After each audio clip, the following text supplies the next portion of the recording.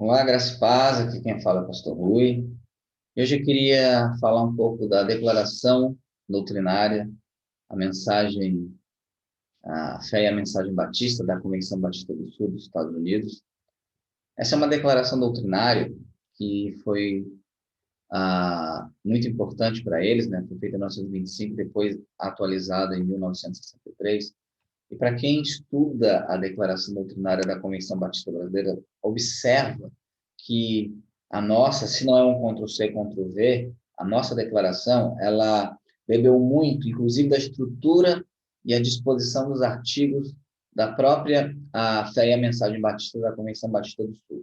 Para quem não conhece, a Convenção Batista do Sul dos Estados Unidos é a maior convenção batista do mundo, né? Ela tem hoje aproximadamente 15 milhões de membros. Para nível de comparação, os batistas brasileiros, né, a CBB no Brasil tem 2 milhões.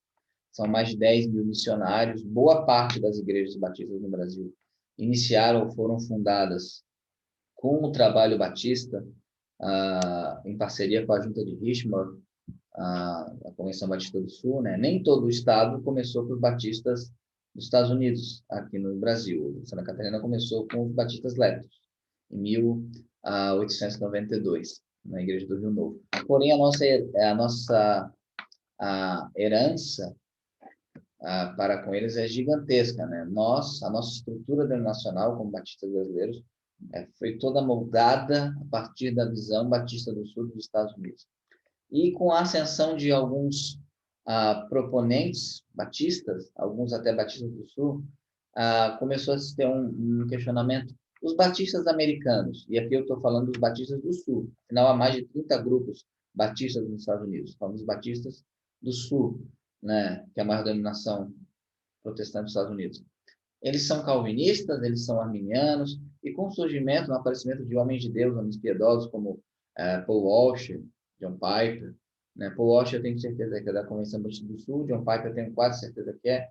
Então, algumas pessoas começaram a falar o seguinte: não, os batistas americanos são calvinistas e a Convenção Batista Brasileira ela se apostatou e ela não é mais calvinista, porque ela deixou o ensino original. Realmente, a nossa primeira declaração extraoficial foi a Convenção de Fé de New Hampshire, que tem um calvinismo moderado, né, mas muito diferente do calvinismo presbiteriano, do calvinismo dos batistas, que hoje defendem esse calvinismo. Ela não defende uma tulipe, por exemplo, ela não tem essa pegada. Só que, e a questão, os batistas americanos, né, as suas confissões de fé. Você vai achar batistas americanos pelagianos, batistas americanos arminianos, batistas americanos calvinistas. A questão não é se você conhece algum batista que seja calvinista, arminiano, pelagiano, sem pelagiano, algum bicho estranho no meio dessas coisas. E sim o que os documentos oficiais dizem. O que os documentos dizem. Então a gente vai para os documentos oficiais. A fé e a mensagem batista. Eu recomendo comprar da Verbum Publicações o livro Todos Podem Ser Salvos, que é uma análise, né, da soteriologia tradicional batista da Convenção Batista do Sul dos Estados Unidos. É uma obra fenomenal, expressa bem, baseado na fé e a mensagem batista, um artigo de 9 pontos, né, exposando o que os batistas tradicionalistas da Convenção Batista do Sul alegam em relação à soterologia, à doutrina da salvação. Verbum Publicações, tem o David Allen, um dos editores. É um livro fenomenal, um livro fantástico, talvez o melhor do tema, talvez. Eu gosto muito desse livro. Né? Nós vamos aqui para a nossa análise da fé e a mensagem batista. Né? Ela vai dizer o seguinte: o homem é a criação especial de Deus feita à sua própria imagem. Ele os criou macho e fêmea como coroa da sua obra de criação. A dádiva do gênero, então, faz parte da bondade da criação operada por Deus. Então, aqui só tem 2 gêneros, né? Só tem 2 sexos, macho e fêmea. É bondade de Deus, então não existe espaço para ideologias modernas que a gente tem aprendido por aí. No início, o homem era inocente do pecado e foi dotado de livre-arbítrio pelo seu Criador. Na visão Batista do Sul, o livre-arbítrio não é contra a soberania de Deus, porque se o homem tinha livre-arbítrio no Éden, então Deus continuava soberano. Usando sua liberdade de escolha, o homem pecou contra Deus e trouxe o pecado para a raça humana. Logo, na visão batista do Sul, o pecado ela é uma contingência, foi uma contingência, não uma necessidade. Deus não ordenou o pecado, foi um ato livre do homem no Éden que fez com que o pecado entrasse à raça humana. Então, aqui é uma herança herdada, né? O que é isso? A nossa natureza pecaminosa foi herdada, melhor dizendo, uma natureza herdada. Herdamos a propensão ao pecado devido à queda de Adão. Por meio da tentação de Satanás, o homem transgrediu a ordem de Deus e caiu da sua inocência original, pelo que sua descendência herdou uma natureza e um ambiente inclinado ao pecado. Então, o ambiente, o mundo, ele é inclinado ao pecado, o ambiente, ele tem a sua degeneração, o próprio reino animal, e, inclusive, a nossa natureza. Portanto, assim que se tornam capazes de ação moral, eles se tornam transgressores, estão sob condenação. Então, eles estão sob condenação quando fazem alguma ação moral. Então, na mensagem, a fé é a mensagem batista, a condenação se dá quando o homem deliberadamente escolhe o pecado, né? Ele se torna transgressor e só então ele está sob condenação. Então, aqui é uma clara visão de salvação de todos os infantes, né? E que a culpa só se dá quando nós nos tornamos transgressores. Visão muito próxima de Millard Erickson, né? Que nós somos culpados a partir do momento que desobedecemos livremente como Adão. Só a graça de Deus pode trazer o homem para a sua santa comunhão e habilitar o homem a cumprir o propósito criativo de Deus. Então, não é sempre pelagiana a declaração dos batistas do sul dos Estados Unidos, entende que somente a graça de Deus pode capacitar a gente ter comunhão e ela nos habilita a cumprir o propósito criativo de Deus. A natureza sagrada da importância da personalidade humana é evidente no fato que Deus criou o homem à sua própria imagem e que Cristo morreu pelo homem. O homem aqui significa a humanidade. Portanto, toda pessoa de qualquer raça possui dignidade e é total merecedora de respeito e amor cristão.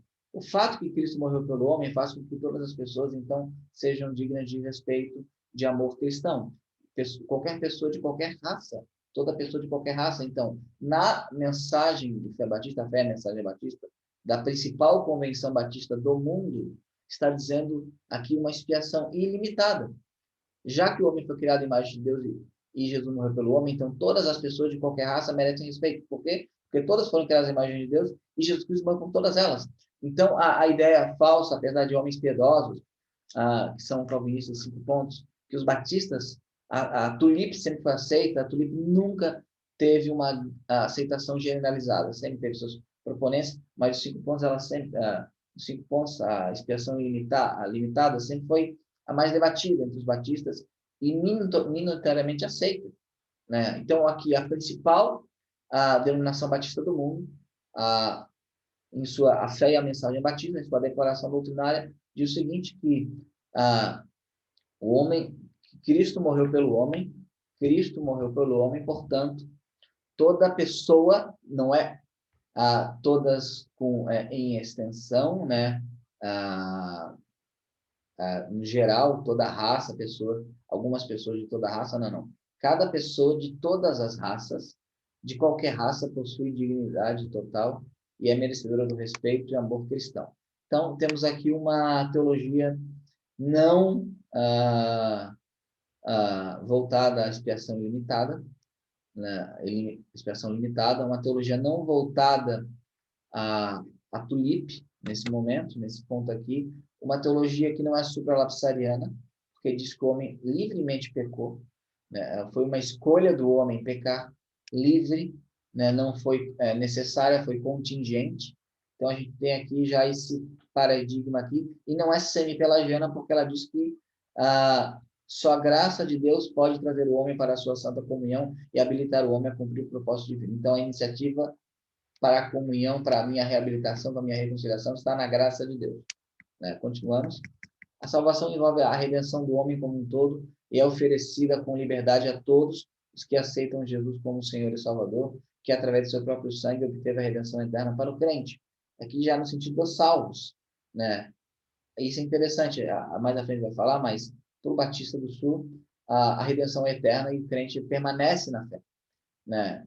Nesse artigo, nesse sentido mais amplo, a salvação inclui a regeneração, a justificação, santificação e glorificação. Não há salvação sem a fé pessoal em Jesus Cristo como Senhor. Aqui interessante, ela não esmiuça tanto, mas na nossa declaração ele vai seguir a mesma ordem, a declaração dos batistas brasileiros vai seguir a mesma ordem nesse ponto, né? Regeneração primeiro, justificação, santificação e glorificação. E aqui vai falar que não há salvação sem fé. Então, a visão geral, e está muito bem claro no livro Todos Podem Ser Salvos, da Verbo, é que, para a visão dos batistas do Sul, a fé, ela, cronologicamente, né, e logicamente, ela é anterior à regeneração. Então, a regeneração ou novo nascimento é uma obra da graça de Deus através do qual os crentes se tornam novas criaturas em Cristo Jesus. É uma mudança de coração feita pelo Espírito Santo por meio da convicção do pecado, a qual o pecador responde em arrependimento para com Deus e fé no Senhor Jesus Cristo. O arrependimento e fé são experiências inseparáveis da graça. Isso é bem interessante, né? Nós respondemos com fé e arrependimento para sermos regenerados, porém, só respondemos isso por causa da ação da graça. Não existe uma ação salvífica por parte do homem. Mesmo arrependimento e a fé, que são respostas humanas à ação divina, ainda assim são provenientes da ação divina. Então, a acusação que quem não é calvinista é sempre pelagiano, ela é infundada. Ela é infundada, né? O arrependimento consiste verdadeiramente em virar as costas ao pecado e voltar-se para Deus, e a fé é a aceitação de Jesus Cristo é a entrega de toda a personalidade a Ele como Senhor e Salvador. A justificação é a absolvição graciosa e completa operada por Deus com base nos princípios da sua justiça, para todos os pecadores que se arrependem e creem em Cristo. A declaração dos batistas sempre vai colocar limitação, os que creem, os que se arrependem, porque a visão tradicional batista é: todos que creem serão salvos. Deus sabe de todos os que creem. A justificação traz o crente para um relacionamento de paz e amor com Deus. A santificação é a experiência que começa com a regeneração, pelo qual o crente é separado para os propósitos de Deus, e a capacitação a progredir para a maturidade moral e espiritual pela presença e do poder do Espírito Santo que habita nele. O crescimento da graça deve continuar ao longo de uma vida regenerada da pessoa. Então, a gente observa aqui que a santificação nos ajuda, nos capacita, nos molda a viver uma vida piedosa, a vida como um regenerado. Então, ela também se afasta aqui da santificação total dos wesleyanos, é algo progressivo, que Deus vai trabalhando na nossa vida, né? Mas ainda assim é uma graça de Deus. E a glorificação é a culminação da salvação e estado abençoado perene do redimido. Então, ela segue, na verdade, a nossa declaração doutrinária vai seguir exatamente esses passos, exatamente a nossa declaração. Ela é muito influenciada pela fé e a mensagem batista, né? E temos aqui, para fechar, a eleição é o propósito da graça de Deus pela qual ele regenera, justifica, santifica e glorifica os pecadores. Ele não vai aqui, acho que de maneira muito sábia, especificar como se dá essa eleição. Ela joga algumas coisas, por exemplo, que a expiação é ilimitada, que está disponível a todas as pessoas, que Jesus Cristo morreu a todos os homens. Porém, de como se deu a eleição, a fé, a mensagem batista, ela não diz diretamente, mas suas publicações, seus artigos e a declaração tradicional da soteriologia batista, você, de novo, no livro da Verbo, que vai ter aqueles 9 artigos que os pastores tradicionais batistas da Convenção do Sul fizeram, vai demonstrar uma eleição, um aspecto bem corporativo e baseado em presciência. Mas a declaração de fé batista em si, ela não vai dizer claramente, porém ela dá algumas pistas. Ela é consistente com o livre-arbítrio do homem e compreende todos os meios em conexão com o fim. Então, a eleição, na visão batista, ela não rejeita o livre-arbítrio. Então, claro, esse livre-arbítrio é capacitado pela graça, auxiliado pela graça, conduzido pela graça. Sem a graça, esse homem não consegue, por si mesmo, crer no Senhor. A fé, a mensagem batista demonstra isso. Porém, ela fala, a eleição e livre-arbítrio são condizentes. E, na minha opinião, só tem aí, a minha opinião não é a declaração, não é a fé, a mensagem batista, é a minha opinião, só tem uma forma disso ser reconciliado, que é a eleição por meio da presciência, né? É a demonstração gloriosa da bondade soberana de Deus e é infinitamente sábia, santa e imutável. Exclui a ostentação e promove a humildade.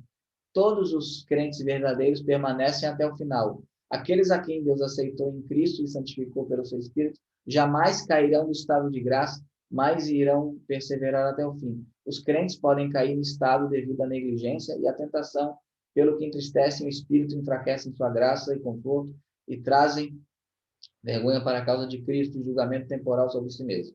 Ainda assim estão guardados pelo poder de Deus por meio da fé que leva à salvação. Olha que coisa interessante aqui. Para os batistas do Sul, né, a principal convenção batista do mundo, a maior e a mais importante, historicamente falando também, mais até que os batistas ingleses, sejam gerais e particulares, o crente vai permanecer na fé, né? Ele é guardado pelo poder de Deus, né? E aqueles a quem Deus aceitou em Cristo, para Deus aceitar alguém, essa pessoa tem que estar em Cristo. Você só está em Cristo mediante arrependimento e fé.